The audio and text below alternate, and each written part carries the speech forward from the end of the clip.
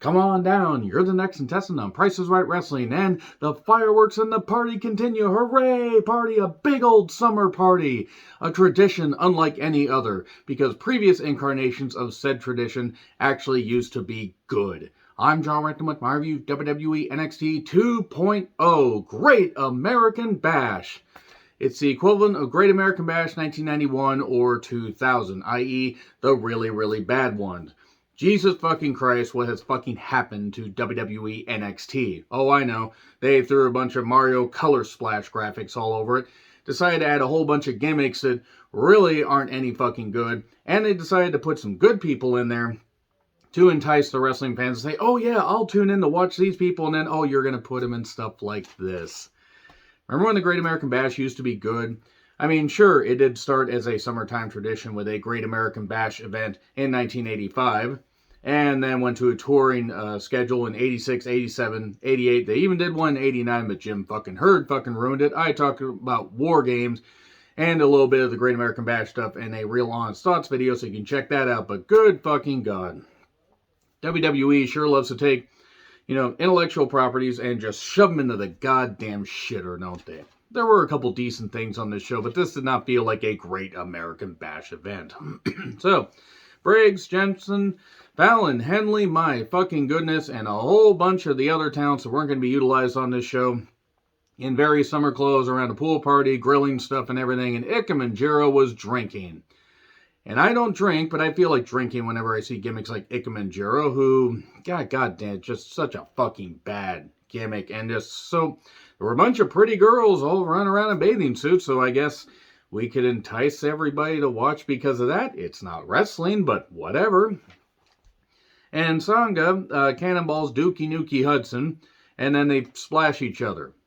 Like they're beach-going girls in a 60s beach comedy. The fuck was this? I mean, I understand having fun, but good fucking grief. Anyway, they got a picnic spread all over the entrance. They just spread her picnic all over the place. Moving on from that. So, stop having Cora Jade skateboard to the ring with short entrances. I don't know if Cora can or can't skateboard. That's neither here nor there. It's none of my business.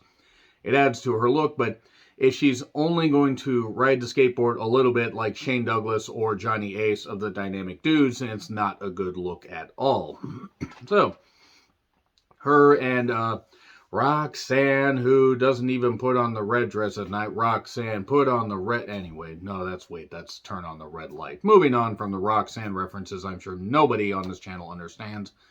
It's Team 2001 versus Toxic Attraction. Gigi Dolan and JC Jane, my goodness, as I'm going to say every time, for the NXT Women's Tag Team Championships. Mandy was at ringside. JC is a goddamn delight. This match, they tried. Oh my God, did they try. I'm not saying the effort wasn't there, but this was awkward. This was really, really awkward. JC can work well enough when she has the right people to work with. Jade and Perez will get there. Perez has had better performances in this. Jade has potential. This just didn't mix at all. And eventually there was a point where Mandy jerked and kept pulling on the referee's leg. Not his third leg. That would have been rather disgusting. It probably got him pulled off USA Network. Even though USA Network still insists on showing ads for Chrisley Knows Best, despite the fact that that fucking stupid-ass bitch couple got targeted with tax evasion. Big fucking shock. And oh, Todd was lying about how he really was. Don't lie about, who you are. Don't try to hide who you are. Just be who you are. Be the goddamn creepy shitbag we knew you were. Moving on. Back to the show. She pulled on the ref's leg. Then he kicked her out. We get a melee. We get a botched stoppage where somebody missed their fucking cue. And then we got Pop Rocks, the Code Red, 1, 2, 3. New tag team champions.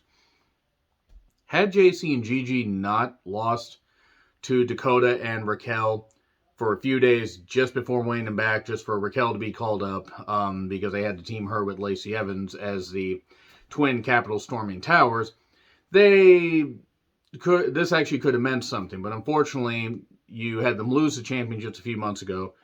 They've had the titles. Now they lost them again. What are they going to do? Regain them? Well, if you don't understand how to book championships or make championship reigns matter, don't fucking do I don't have a problem with people having a long reign if you actually make it mean something. They've had Mandy hold the title for over 200 fucking days, but whatever. New champions, cool. Team 2001, I feel so goddamn old. It's not Techno Team 2000 because neither of these two are nearly as bad as Eric fucking Watts was. Then Steiner shows up earlier today. Is he 100%? Elektra Lopez, my goodness. I have missed seeing her on television. Tony D'Angelo had Santos put in the hospital for laughing at him. Right after he had killed off Troy Donovan, by the way. And so then he tells Wilder Mendoza, or whatever Mendoza's name is now, I don't really know. They changed so many names, I don't care. You got to do right by the family or you're out of the family. So what incentive do they have? Or they're going to end up like Santos. What incentive do they have to continue the story? It's stupid. Here's Wesley. He goes to break. Pretty Deadly Glory. I don't care. I don't know what the fuck they were saying. Yes, boy, I believe was the main focus of this. Wesley took on Tricky Ticky Williams, who has a boxer gimmick now. Stop changing people's gimmicks for no fucking reason. I mean, I would get... Trick has a ton of charisma. Wesley has a ton of potential. Trick is not a bad athlete. But he eventually poured out some stuff in the bottle with rubbing alcohol after Wesley had hit some moves and then smothered him. He's going to try to ether him, possibly trying to Cosby him. Nope, let's not say that right there. And hits a spin kick, 1, 2, 3. Okay, not the last time we see these two interact. Then Tiffany Strattonstone is... getting sprayed by, getting sprayed and ready for her match.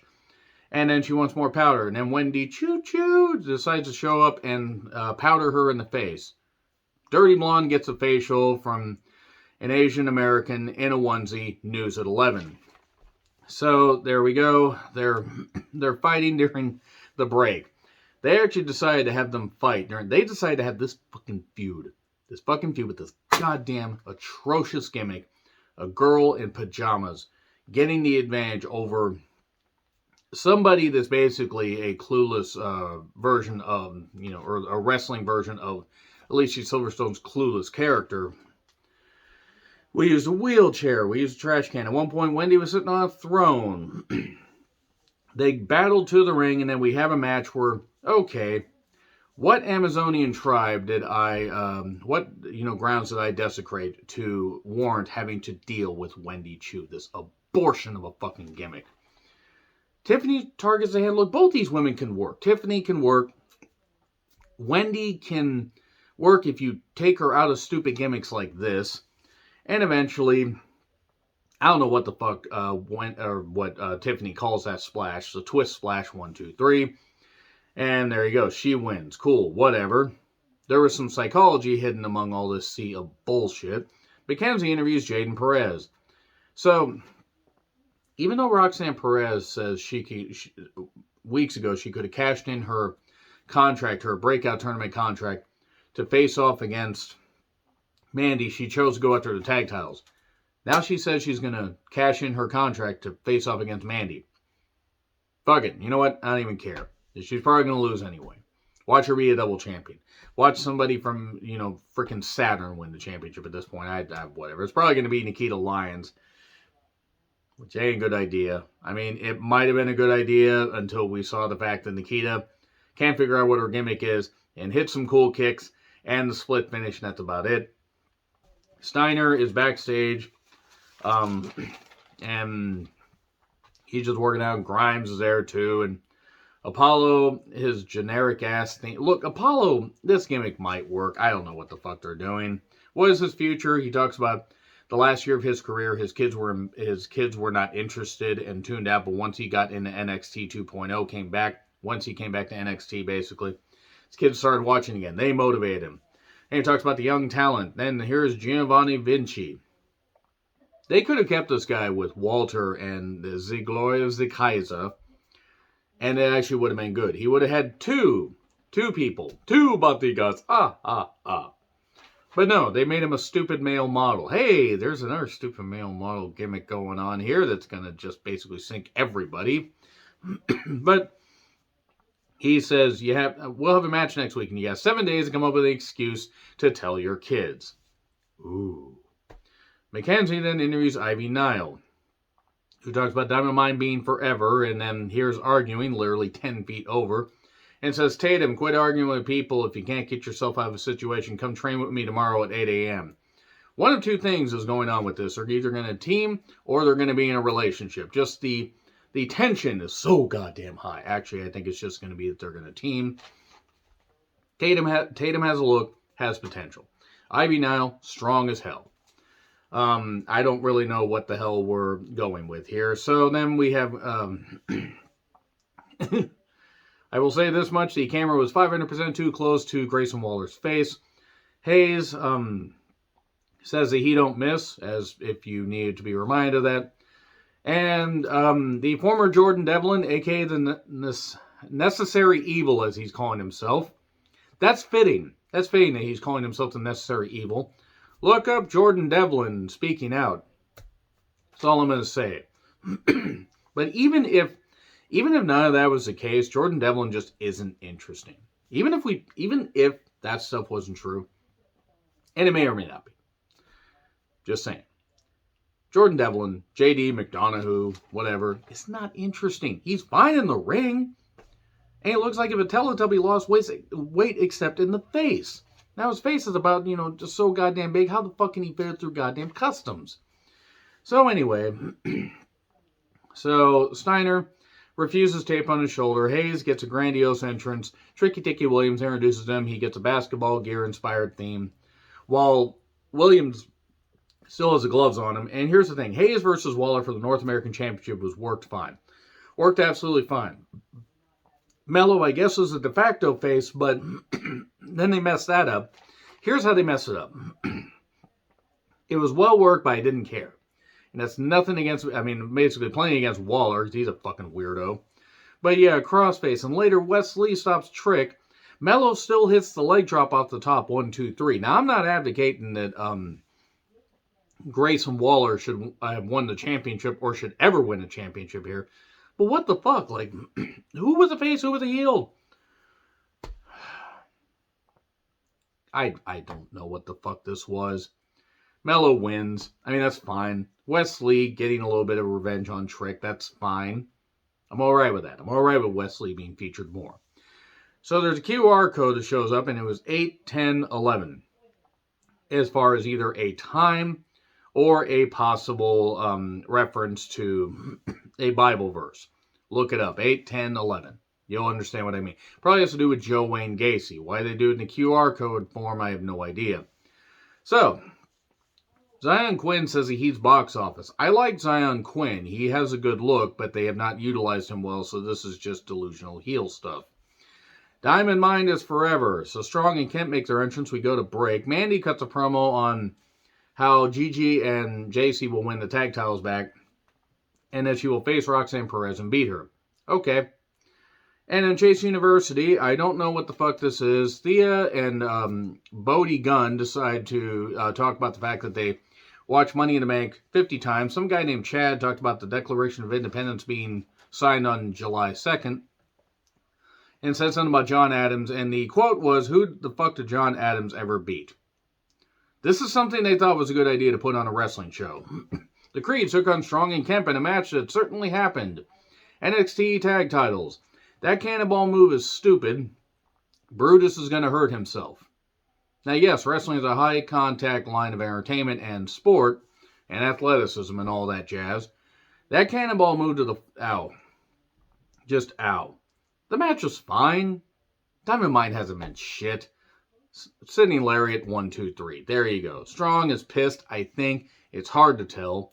Strong is probably regretting signing that extension because he's like, God, I really shouldn't have done that. I'm sure he's getting paid well. But fucking Christ, he is just out of place there. And then some guy's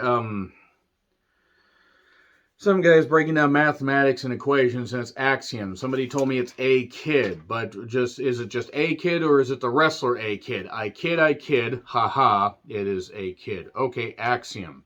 Is he going to be on the verge of doing something?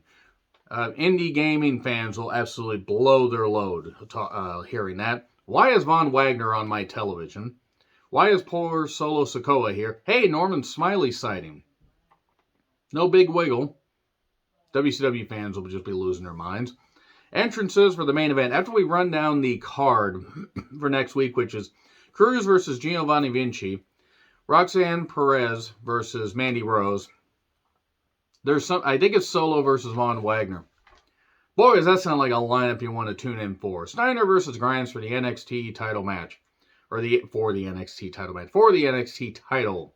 Will Steiner's shoulder hold up? Grimes targets it, even hits a cave-in at one point. Steiner fires up, hits a spear soon after. 1, 2, 3. That's all I have to say. The match wasn't bad. I just haven't been given much of a reason to care.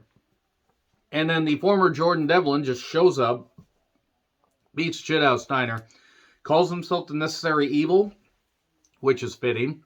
The guy fucking looks like he should be, put on a neighborhood watch program. Should not be allowed near a goddamn school, but nevertheless, that's the next challenger for Steiner. They are giving him some of the worst challengers. This may end up being one of the worst championship reigns. And no fault to Steiner, but goddamn, the feuds that they're giving him. The one with Grimes was fine. Yeah, that was Great American Bash. A tradition unlike any other. But yes, we here at Price is Right Wrestling would like to remind you to control the pet population. Have your pet spayed or neutered. Goodbye, everybody.